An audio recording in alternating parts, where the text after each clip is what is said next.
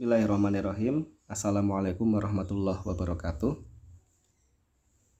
Baik teman-teman sekalian, pada sesi kali ini kita akan mendiskusikan secara ringkas tentang sejarah fikih, perkembangan fikih, dan periode lahirnya madhab-madhab di dalam fikih. Jadi sesi kali ini adalah pengantar tentang kajian fikih, yang mana pada sesi pengantar ini kita akan mengulas secara ringkas tentang sejarah dan perkembangan fikih. Pertama-tama kita akan mendefinisikan makna fikih secara istilahi atau secara istilah. Jadi yang disebut sebagai fikih itu adalah ma'rifatul ahkam asyar'iyyah al-amaliyah min adillatiha at-tafsiliyah. Pengetahuan tentang hukum-hukum syar'i yang praktis, artinya hukum-hukum syar'i terkait dengan permasalahan-permasalahan yang kita temukan sehari-hari. Min adillatiha at-tafsiliyah, dari dalil-dalilnya yang terperinci. Jadi yang disebut sebagai fikih ini adalah pengetahuan tentang hukum dengan bersandar pada dalil-dalil yang jelas dan terperinci. Nah, pada zaman Rasulullah masih hidup, para sahabat bertanya terkait dengan persoalan fikih ini kepada Rasulullah secara langsung. Kana sahabah yatalaqawnal ahkam minan nabiyyi sallallahu alaihi wasallam mubasyaratan. Jadi para sahabat itu menerima hukum fikih, mendapatkan pelajaran tentang hukum fikih minan nabiyyi sallallahu alaihi wasallam mubasyaratan, langsung dari Nabi. Imma minal Qur'an au mimma yadkuruhu lahum minal ahadits. Baik dari Al-Qur'an langsung atau dari hadis. Wa kanu idza lam ya'rifu mas'alatan muayyanah sa'alun nabiyya sallallahu alaihi wasallam mubasyaratan fayukhbiruhumun nabi mubasyaratan. Jadi ketika para sahabat itu tidak mengetahui tentang hukum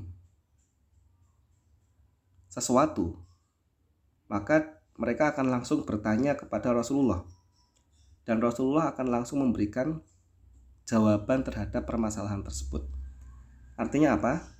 Artinya pada zaman Rasulullah masih hidup, fikih itu bersandar secara langsung kepada Rasulullah. Jadi ketika ada persoalan-persoalan dalam bidang fikih, dalam bidang hukum, maka Rasulullah yang menjadi sandarannya secara langsung, di mana para sahabat langsung bertanya kepada Rasul. Nah, ada beberapa perkembangan fikih pada masa sahabat. Jadi pada masa sahabat itu, pada prinsipnya para sahabat tetap berpegang kepada Al-Quran dan kepada sunnah nabawiyah, yang duruna fil Qur'anil Karim was sunnah an-nabawiyah. Pada prinsipnya tetap melihat kepada Al-Quran dan kepada sunnah nabawiyah. Fa in wajadu hukmal mas'alah fihima au fi ahadihima hakamu bihi. Ketika ada sebuah permasalahan, kemudian mereka mendapatkan hukum dari permasalahan tersebut di dalam Al-Quran atau di dalam hadis atau di dalam keduanya, maka para sahabat mengambil hukum darinya. Walam yaltafitu ila ghairihi, dan tidak mengambil hukum dari selain Al-Quran dan selain hadis. Selain itu, kana ba'duhum yas'alu ba'dun amma khufiya alaihim min sunnatin nabi. Para sahabat juga sering bertanya kepada sahabat yang lainnya tentang apa-apa yang tersembunyi atau yang tidak mereka ketahui, belum mereka ketahui tentang sunnah Nabi. Karena apa? Karena informasi tentang sunnah Nabi ini beragam di kalangan sahabat. Jadi ada sahabat yang sudah mengetahui lebih dulu, ada sahabat yang mengetahuinya belakangan. Nah, kemudian yang ketiga, in lam yajidu indahum nasson minas sunnati tasyawaru fi hukmil masalah. Jadi ketika para sahabat itu tidak mendapati hukum sebuah permasalahan itu di nas, di dalam Al-Quran atau di dalam sunnah, maka mereka melakukan apa? Tasyawaru. Mereka berkumpul dan bermusyawarah fi hukmil mas'alah, untuk memutuskan hukum dari permasalahan tersebut. Nah, berkumpulnya sahabat untuk memusyawarahkan sebuah permasalahan hukum yang tidak ada di dalam Al-Quran dan di dalam hadis itu nanti kemudian disebut sebagai ijma'. Jadi ijma' ini adalah berkumpulnya para ahli, orang-orang yang dianggap sebagai ahli dalam agama untuk membahas hukum sesuatu yang tidak ada di dalam nas dan tidak ada di dalam sunnah. Wajtahadu fiha bihasabi ma ladaihim minal usul asyariyah. Jadi para sahabat di dalam musyawarah tersebut berijtihad untuk mendapatkan sebuah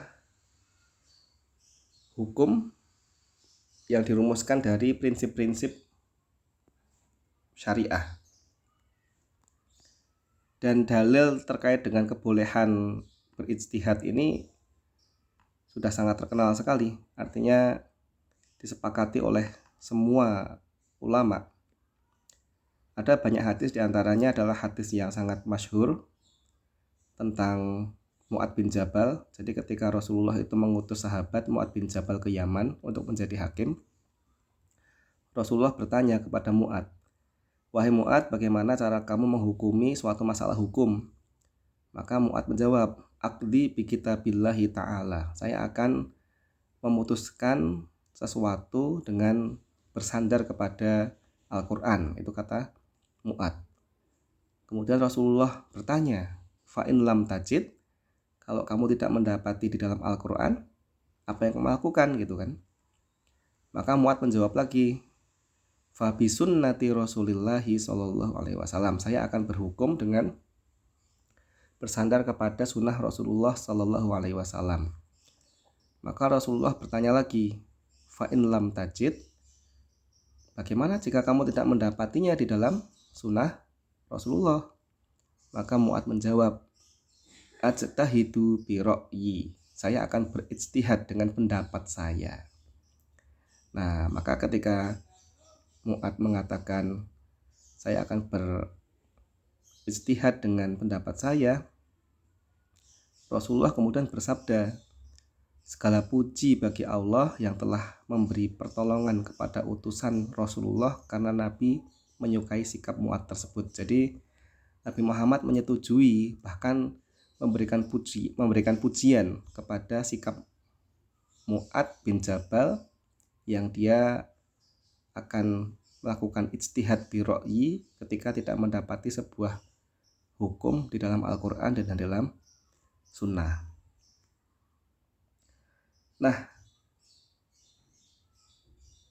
kemudian kita akan berbicara tentang kemunculan sekolah-sekolah fikih. Ini sekolah-sekolah fikih pada periode pasca sahabat. Jadi ada sekitar 6 sekolah fikih yang terkenal di dalam sejarah fikih ya. 3 diantaranya, kalau kita berbicara tentang pusat-pusat fikih itu, yang pertama ada di Madinah.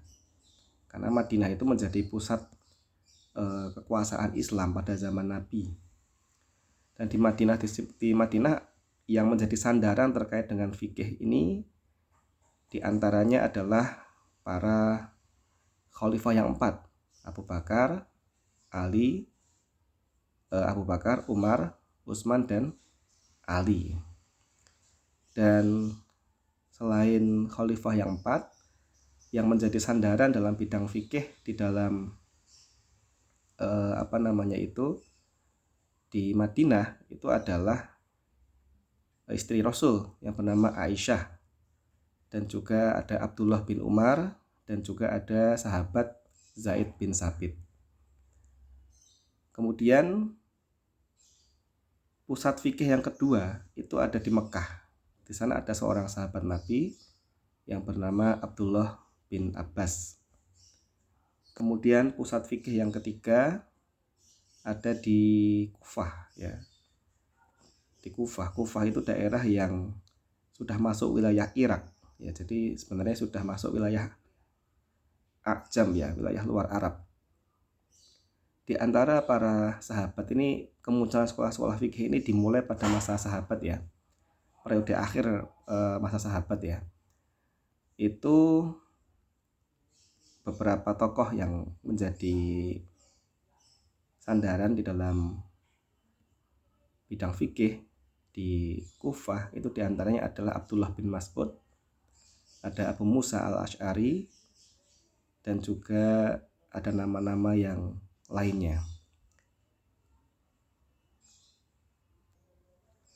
Selain 3 pusat sekolah fikih ini yang di Madinah, di Mekah, dan di Kufah, ada juga 3 pusat lain yang sangat besar, yaitu di Basrah, di Syam, dan di Mesir. Di Basrah ada beberapa tokoh yang menjadi sandaran, yaitu diantaranya adalah Anas bin Malik. Kemudian di Syam ada beberapa tokoh yang menjadi sandaran dalam hal fikih, diantaranya adalah Mu'ad bin Jabal. Kemudian di Mesir itu ada beberapa tokoh yang menjadi sandaran dalam bidang fikih. Di antaranya yang terkenal adalah Abdullah bin Amr bin As, jadi putranya Amr bin As. Amr bin As ini adalah gubernur Mesir pada masa Umar bin Khattab. Nah, teman-teman sekalian, jadi pada penghujung abad 1 Hijriah, abad 1 Hijriah itu artinya menjelang 100 tahun, menjelang akhir 100 tahun pertama sejak dimulainya dakwah Islam, fi awakhiri al-qarni al-awwal al-hijri wa bidayatu al-qarni atsani bada'at al-ara' al-fiqhiyah tatajih nahwa takwini madrasataini kabirotain. Jadi di akhir abad 1 Hijriah itu pendapat-pendapat tentang fikih itu dapat diklasifikasi menjadi 2 tipologi, yang 2 tipologi tersebut merujuk pada 2 sekolah besar. 2 sekolah ini mewakili 2 aliran yang berbeda. Yang pertama adalah Madrasah Al-Hijaz, dan dinamai juga Madrasah Al-Hijaz ini sebagai Madrasah Al-Madinah karena letaknya di Madinah, yang disebut sebagai Madrasah Ahlul Athar. Jadi ada beberapa karakteristik dari aliran fikih di dalam tipologi Madrasah Hijaz. Yang pertama adalah bersandar kepada hadis dan asar. Kemudian yang kedua, karakteristiknya adalah persoalan-persoalan baru di dalam fikih bagi masyarakat Hijaz itu relatif lebih sedikit.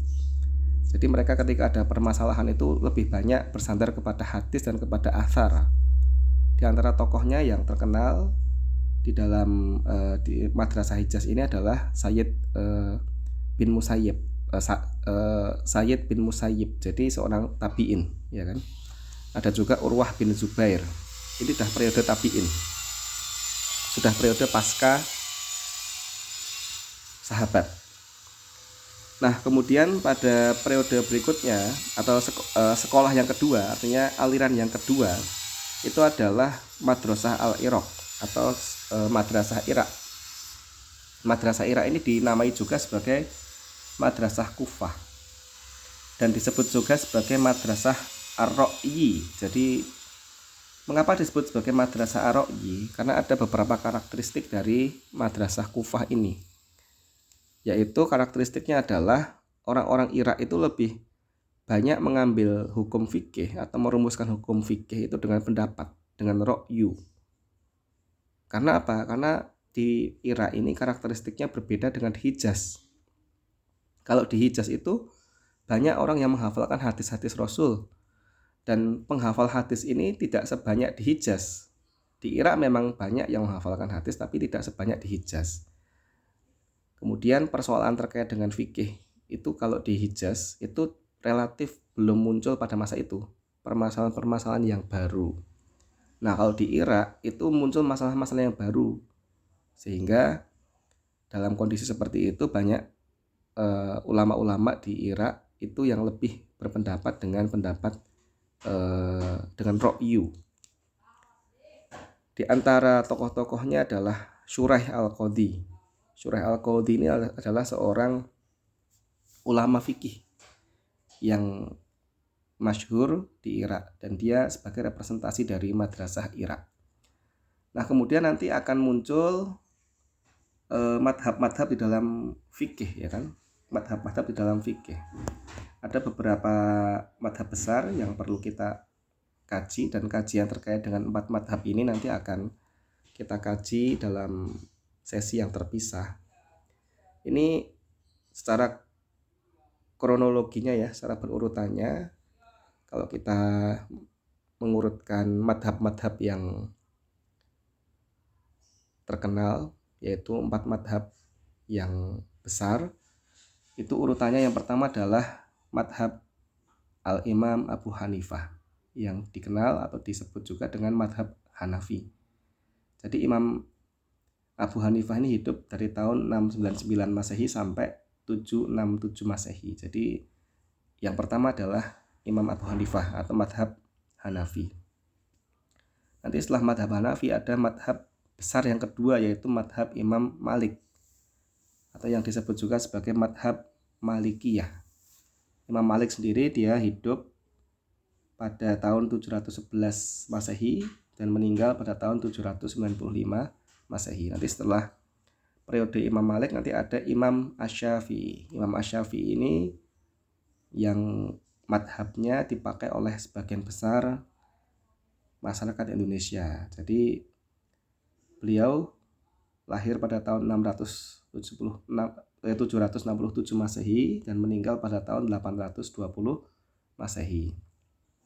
Kemudian ada madhab Imam Ahmad bin Hambal yang disebut juga sebagai madhab Hanabilah atau Hambali, yaitu pada Imam Ahmad bin Hambal sendiri lahir pada tahun 780 Masehi dan meninggal pada tahun 855 Masehi. Teman-teman sekalian, di dalam pengantar kajian fikih ini kita harus hafal urutan dari imam madhab yang 4 ini. Dan untuk membuat sebuah akronim yang memudahkan kita menghafalkan urutannya, kalau saya singkat menjadi hamasyatan gitu. Hamasyah gitu. Kalau hamasyah itu di dalam bahasa Arab itu artinya adalah semangat gitu ya. Hamasyah. Nah, ini urutan dalam urutan imam-imam fikih. Hamasyah. Ya, hamasyah, haknya itu adalah Hanafi. Hamasyah. Nah, ma itu adalah Malikiyah gitu kan ya. Hamasyatan. Nah, shinnya ini adalah apa? Syafi'iyah. Nah, kemudian kan hamasyatan kan tak marbutoh ya. Nah, tak marbutoh ini maksudnya adalah apa? Hanabilah gitu ya. Jadi Hanafi, Maliki, Syafi'i, Hanabilah. Itu nanti bisa disingkat hamasyatan gitu. Biar mudah membuat urutan atau menghafalkan urutan para imam-imam yang 4 ini, imam 4 madhab yang besar ini. Kemudian beberapa referensi, di antara referensi yang bisa dirujuk dalam mengkaji tentang sejarah fikih itu adalah karya dari Dr. Umar bin Sulaiman al-Ashqar. Jadi al-Ashqar ya, Umar bin Sulaiman al-Ashqar. Jadi Dr. Umar bin Sulaiman al-Ashqar ini menulis sebuah buku yang berjudul Tarikh al-Fiqh al-Islami. Ini bisa dirujuk untuk mempelajari lebih jauh tentang sejarah fikih di dalam Islam. Nah, kemudian ini pertanyaan-pertanyaan yang menjadi refleksi untuk dijawab untuk mengukur pemahaman kita tentang pengantar sejarah fikih dan perkembangan ilmu fikih. Sampai di sini sesi kita pada sesi kali ini. Kita tutup dengan membaca hamdalah. Wassalamualaikum warahmatullahi wabarakatuh.